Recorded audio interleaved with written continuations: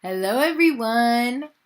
It's me, Andrea, and I'm so glad that you joined me here at Andie's Corner because today we are reading a very interesting book called The Lorax by Dr. Seuss. Are you guys ready? Okay, here we go. The Street of the Lifted Lorax. That's the sign right there. At the far end of town, where the grickle grass grows, and the wind smells slow and sour when it blows, and no birds ever sing, excepting old crows, is the street of the lifted Lorax. And deep in the grickle grass, some people say, if you look deep enough, you can still see today where the Lorax once stood, just as long as it could, before somebody lifted the Lorax away. What was the Lorax? And why was it there? And why was it lifted and taken somewhere? From the far end of town where the grickle grass grows. The old Once-ler still lives here. Ask him. He knows.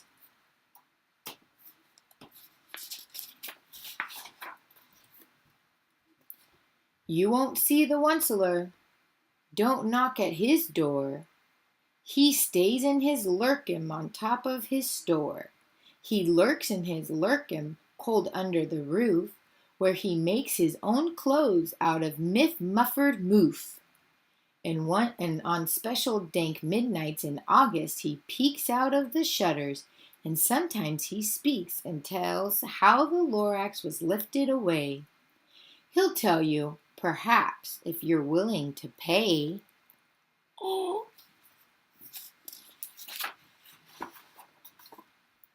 On the end of a rope, he lets down a tin pail, and you have to toss in 15 cents and a nail, and the shell of a great-great-great-grandfather snail.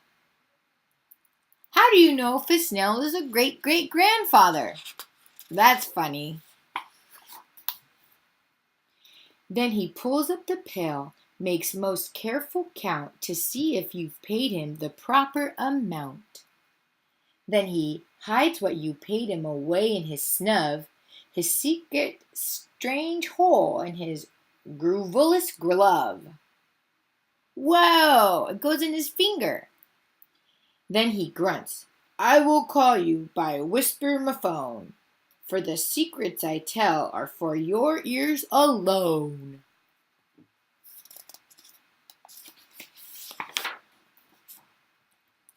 Slop! Down slops the whisper-ma-phone to your ear, and the old Once-ler's whispers are not very clear, since they have to come down through a snurgelly hose, and he sounds as if he had smallish bees up his nose. Now I'll tell you, he says, with his teeth sounding gray, how the Lorax got lifted and taken away. It all started way back, such a long, long time back.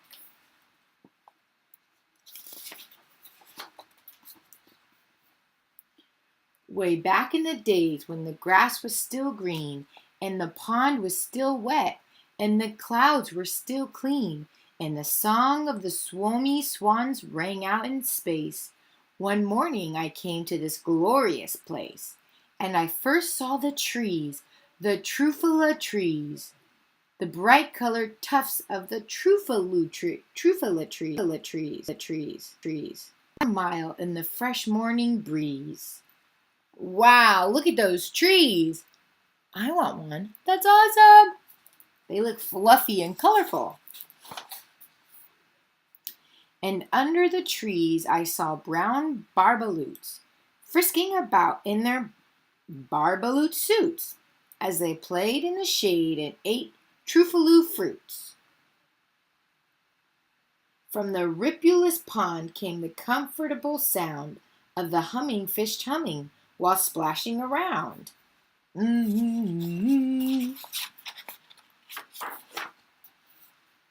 Once-ler wagging.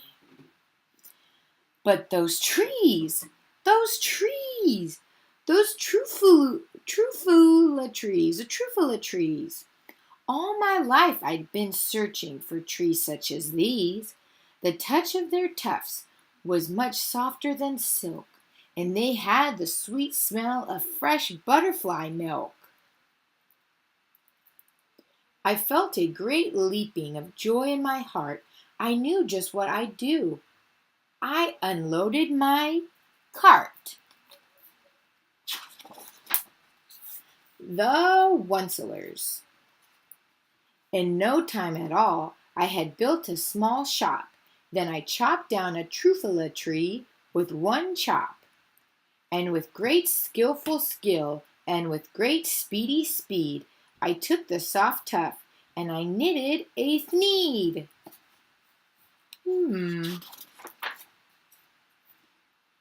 The instant I'd finished, I heard a gazump. I looked. I saw something pop out of the stump of the tree I'd chopped down. It was sort of a man. Describe him? That's hard. I don't know if I can. He wasn't short. He was shortish and oldish and brownish and mossy. And he spoke with a voice that was sharpish and bossy. Mister, he said with a sawdusty sneeze, I am the Lorax. I speak for the trees. And I'm asking you, sir, at the top of my lungs. He was very upset as he shouted and puffed, What's the thing you've made out of my trufula tuft? Look, Lorax, I said, there's no cause for alarm. I chopped just one tree. I am doing no harm. I'm being quite useful. This thing is a Thneed. A Thneed's a fine something that all people need. It's a shirt, it's a sock, it's a glove, it's a hat. But it has other uses. Yes, far beyond that. You can use it for carpets, for pillows, for sheets, or curtains, or covers for bicycle seats. The Lorax said, Sir, you are crazy with greed. There is no one on earth who would buy that fool Thneed. Can you guys say Thneed? Thneed. That's a silly word, huh? But the very next minute I proved he was wrong, for just at that minute a chap came along, and he thought that the Thneed I knitted was great. He happily bought it for $3.98. I laughed at the Lorax. You poor stupid guy. You never can tell what some people will buy. That's not nice. He called him stupid. That's not a nice word. I repeat, cried the Lorax, I speak for the trees.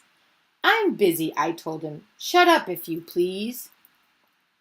That's not very nice either. I rush-crashed the room and in no time at all built a radiophone. I put in a quick call. I called all my brothers and uncles and aunts and I said, Listen here. Here's a wonderful chance for the whole Once-ler family to get mighty rich. Get over here fast. Take the road to North Nitch. Turn left on Weehawken. Sharp right at South Stitch. Thneeds, the Once-lers. And in no time at all, in the factory I built, the whole Once-ler family was working full tilt. We were all knitting Thneeds, just as busy as bees, to the sound of the chopping of trufula trees. Uh-oh. They're chopping all the trees down. That's not good. Then, oh, baby, oh! Oh, how my business did grow. Now chopping one tree at a time was too slow, so I quickly invented my super axe hacker, which whacked off 4 trufula trees at one smacker. We were making Thneeds 4 times as fast as before, and that Lorax, he didn't show up anymore. Uh-oh. I don't think this is a good idea. But the next week he knocked on my new office door. He snapped, "I'm the Lorax who speaks for the trees, which you seem to be chopping as fast as you please, but I'm also in charge of the brown barbaloots, who played in the shade in their barbaloot suits and happily lived eating truffula fruits. Now, thanks to your hacking my trees to the ground, there's not enough truffula fruit to go around, and my poor barbaloots are all getting in crummies because they have gas and no food in their tummies." That is not nice. "They loved living here, but I can't let them stay. They'll have to find food, and I hope that they may. Good luck, boys," he cried, and he sent them away. I, the Once-ler, felt sad as I watched them all go, but business is business, and business must grow, regardless of crummies and tummies, you know. That is not very nice. Thneeds, Thneeds, you need a Thneed. North, west, south, east. You need a Thneed. That's what their truck's saying. I meant no harm, I most truly did not, but I had to grow bigger, so bigger I got. I biggered my factory, I biggered my roads, I biggered my wagons, I biggered my loads. Of the Thneeds I shipped out, I was shipping them forth to the south, to the east, to the west, to the north. I went right on biggering, selling more Thneeds, and I biggered my money, which everyone needs. Pipe house. Oh no. Then again he came back. I was fixing some pipes when the old nuisance Lorax came back with more gripes. "I am the Lorax," he coughed and he whiffed. He sneezed and he snuffled. He snarled. He sniffed. "Once-ler," he cried with a crufulous croak. "Once-ler, you're making such smogulous smoke. My poor swami swans, why, they can't sing a note.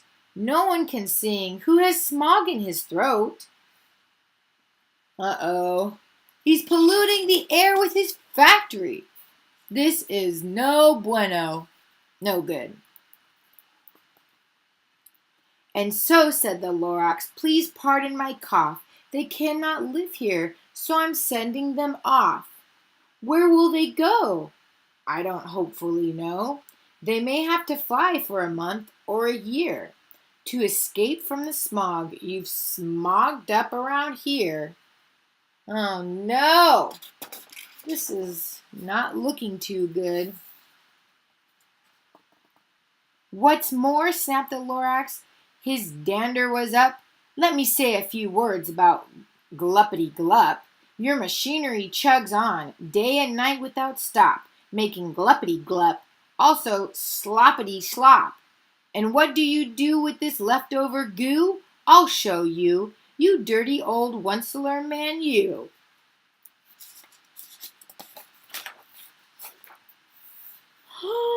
No, you're glumping the pond where the humming fish hummed. No more can they hum, for their gills are all gummed. So I'm sending them off. Oh, their future is dreary. They'll walk on their fins and get woefully weary, in search of some water that isn't so smeary. Oh man, this is looking quite dreary. And then I got mad. I got terribly mad. I yelled at the Lorax, "Now listen here, Dad. All you do is yap yap and say bad, bad, bad, bad. Well, I have my rights, sir, and I'm telling you, I intend to go on doing just what I do. I intend to go on doing just what I do. And for your information, you Lorax, I'm figuring on biggering and biggering and biggering and biggering, turning more truffula trees into Thneeds, which everyone needs." Do you guys think that everyone needs a Thneed? I don't think so either. And at that very moment, we heard a loud whack. From outside in the field came a sickening smack of an axe on a tree. Then we heard the tree fall, the very last truffula tree of them all. Of the whole truffula forest, all the trees are gone. Let's see what happens. No more trees, no more Thneeds, no more work to be done. So in no time, my uncles and aunts, everyone, all waved me goodbye. They jumped into my cars and drove away under the smoke-smuggered stars. Now all that was left neath the bad-smelling sky was my big empty factory, the Lorax and I.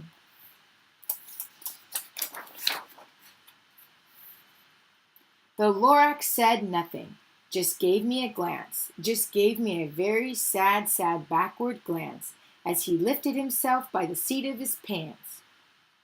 And I'll never forget the grim look on his face when he hoisted himself and took leave of this place, through a hole in the smog without leaving a trace. And all that the Lorax left here in this mess was a small pile of rocks with the one word unless. Whatever that means, well, I just couldn't guess. That was long, long ago, but each day since that day I've sat here and worried away through the years. While my buildings have fallen apart, I've worried about it with all of my heart. But now, says the Once-ler, now that you're here, the word of the Lorax seems perfectly clear.